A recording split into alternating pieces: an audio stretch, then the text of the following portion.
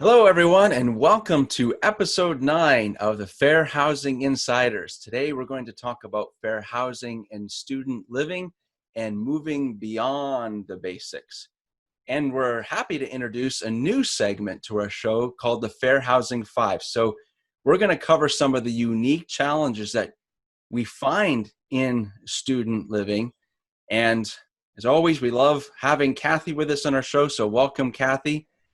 Let's kick it off by just asking you that question. What makes student living such a unique housing sector, and why is it important to learn specifics about fair housing when it comes to student living? Well, hello, Jonathan, and greetings to our Fair Housing Institute community. It's always good to talk about my favorite subject, which is fair housing. And today we're going to be addressing a unique part of the housing industry.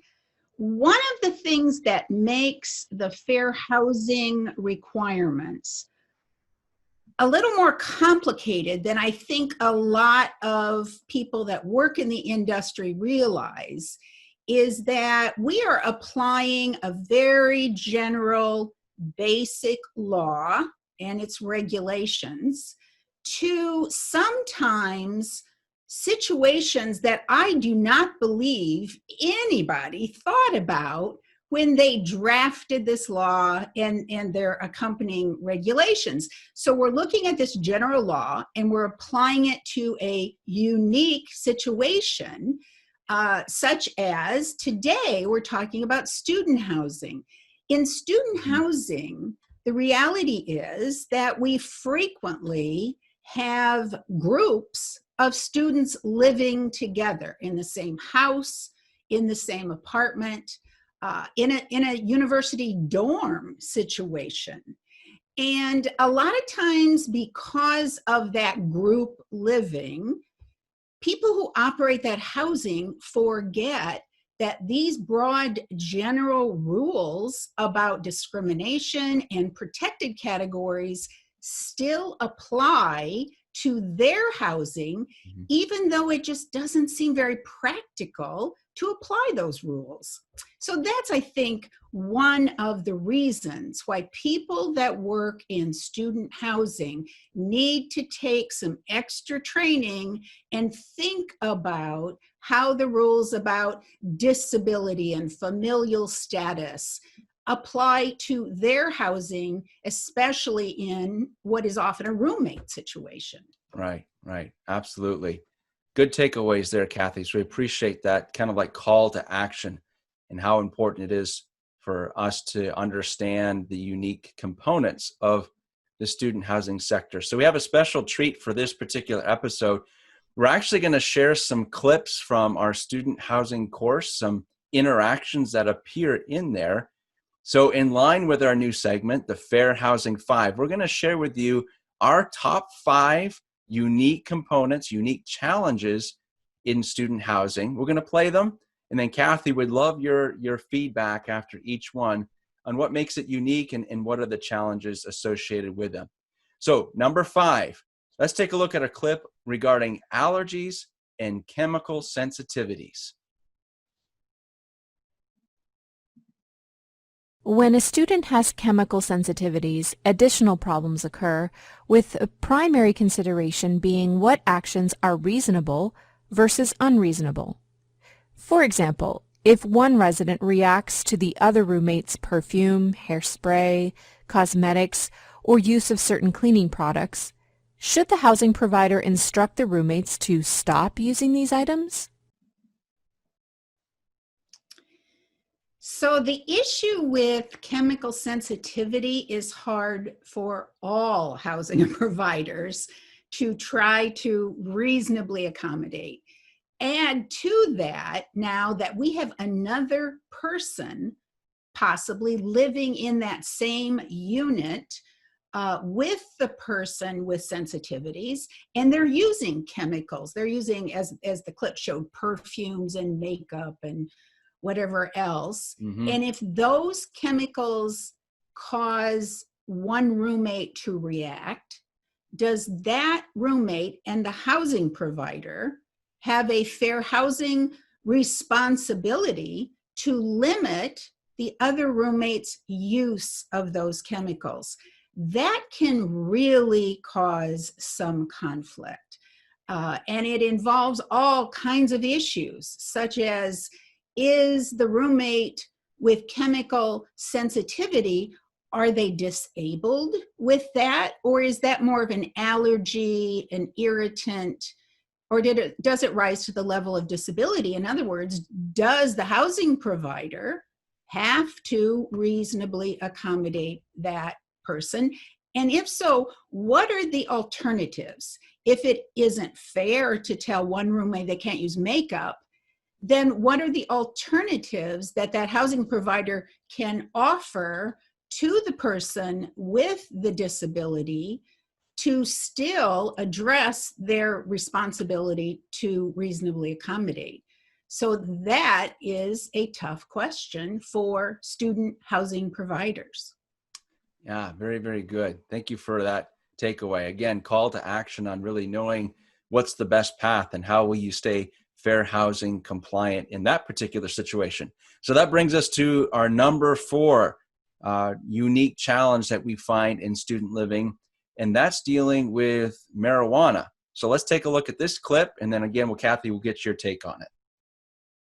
On the other hand, marijuana use is a much more complicated topic because while it remains a violation of federal law, some states have legalized recreational or medicinal use of marijuana.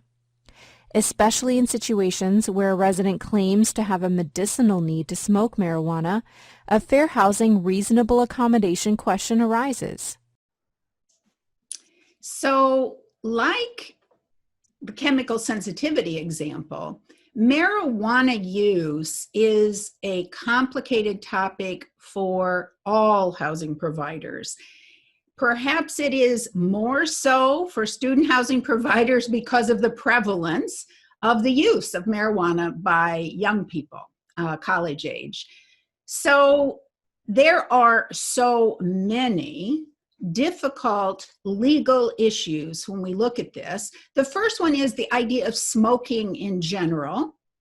If the property, if the housing management company bans smoking anywhere on the property, does that also apply to marijuana, especially in the areas that have legalized it for either recreational or medicinal use?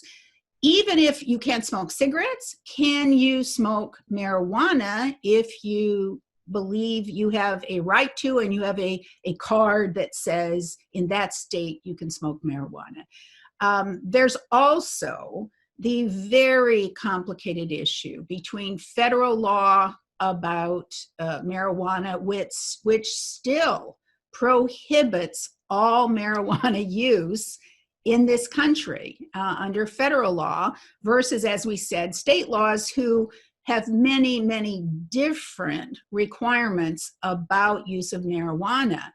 If a roommate objects to the other roommate smoking marijuana, and it is a very strong, for some people, very offensive odor, can they tell the roommate they can't smoke it in the apartment because it upsets them, they want no part of it, they don't agree with its use or whatever? And if those roommates take that issue to their housing management, their student housing operator, how does the student operator resolve that complex issue? And I think there are fair housing issues here that have to be considered while they're doing that. Very good. Yep. Lots of good questions associated with that particular topic. So thank you, Kathy, for, kind of explaining the importance of that particular scenario. So that brings us to number 3. Kathy, dealing with children, students who have children in student housing. So let's take a look at this short clip and look forward to your comments on that. Another difficult fair housing issue is whether a student who shares a living space should be permitted to include a child in his or her lease.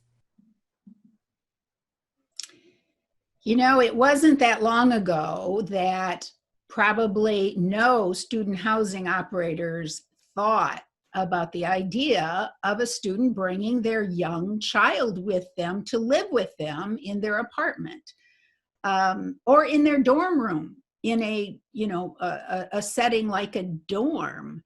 However, we have to remember that all of these housing environments are covered by the Fair Housing Act.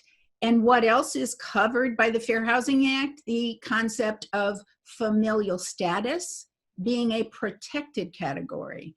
So that means that an adult who lives with a child cannot be treated differently in housing than someone without a child. Think about applying that to a roommate situation, especially if the roommate is in college, is going to be studying, and now we have a young child that lives in that same perhaps unit. If a lot of the student housing nowadays, especially the new properties, are built with living centers like kitchens and living rooms that everyone shares, and then they all have a separate bedroom and perhaps bedroom and bathroom.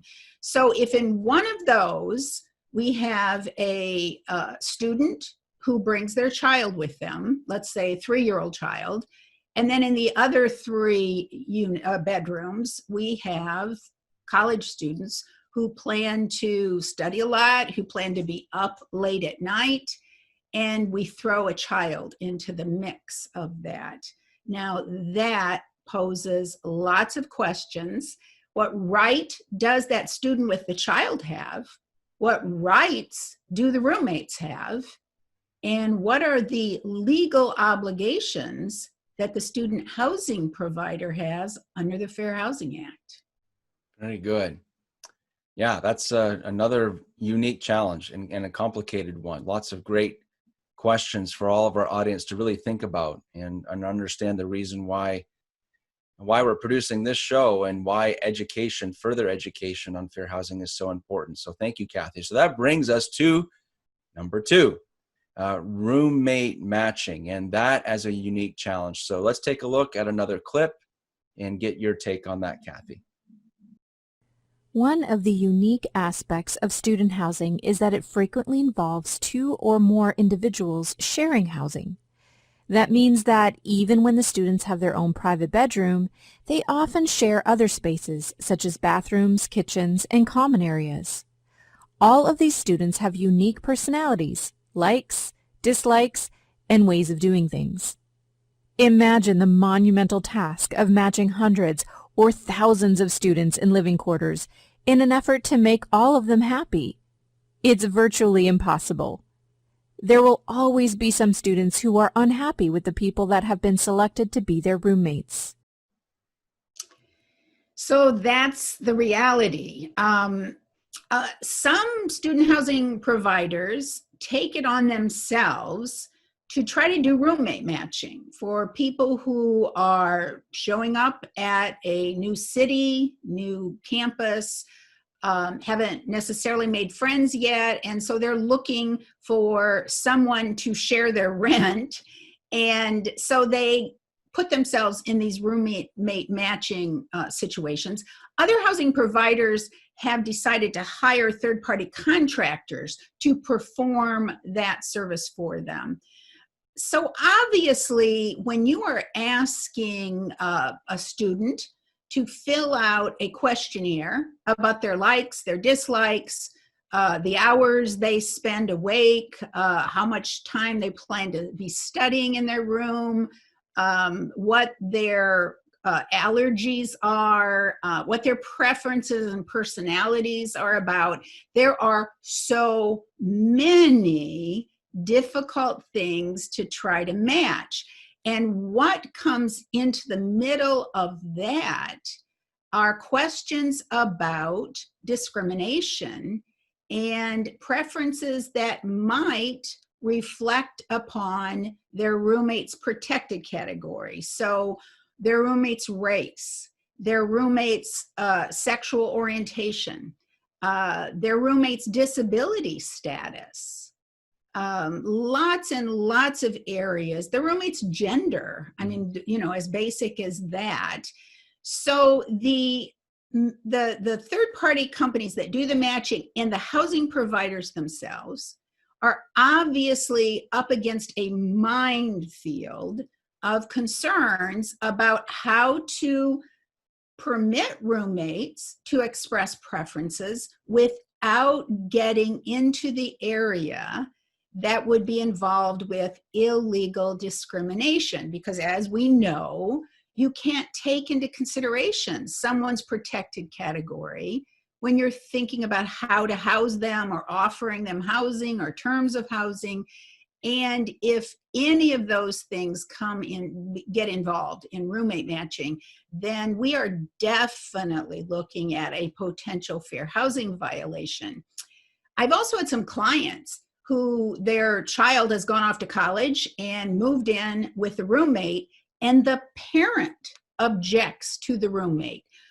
For instance, because of their sexual orientation, or because of their gender identity, or because of their religion. And in that case, the parent comes to the housing provider wanting the housing provider to fix it.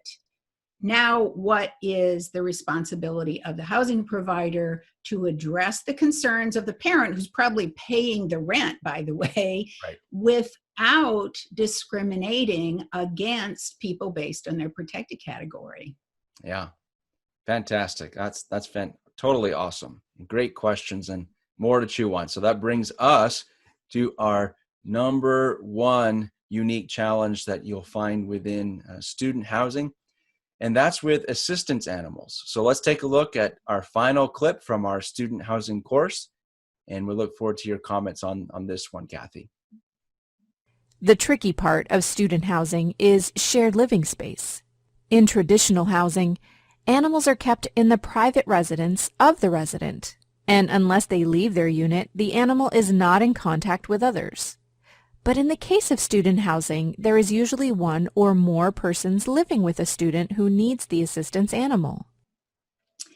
So like many of the other topics and examples we just used, the issues surrounding assistance animals plague all housing providers, but perhaps they have been an even bigger problem for student housing providers, because I think there was an assumption that in student housing, because again of shared living space, that assistance animals just didn't fit in. So if someone wanted an assistance animal, they were going to need to live by themselves, which, as we know, is much more expensive than in a shared living unit. So a lot of housing providers have gotten into legal trouble and had to go to court over the issue of whether they had to permit assistance animals in dormitories, in university-owned housing, and of course in privately owned student housing. The answer is the same. Yes, they have to permit it. But sometimes, again, because of a shared living environment, there are other alternatives that the student housing provider can look at. They have to permit the assistance animal, but they can rearrange the situation, hopefully, to try to address everyone's needs. And that is one of the unique parts of the assistance animal issues with student housing. Very good. Very good. So thank you so much, Kathy. And for our listeners, if you've enjoyed this episode so far, please give us a thumbs up. We really, really appreciate your support. So just to recap, our Fair Housing 5 that we discussed today, what is so unique about dealing with student living when it comes to fair housing? Here are the situations. Number 5, allergies and sensitivities. Number 4, marijuana. Number 3, students with children.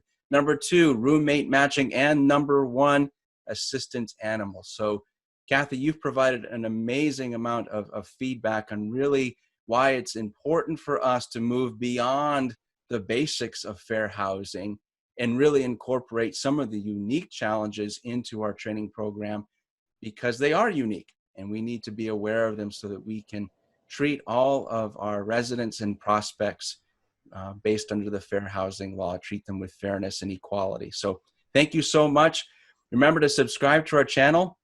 And in the show notes, there'll be some links. If you want some more information about the course, you'll find those in the show notes. Please subscribe, give us that thumbs up. Thank you so much for being here on episode number 9 of the Fair Housing Insiders. We hope you enjoyed this first segment of the Fair Housing 5. We'll see you next time. Thanks, everyone.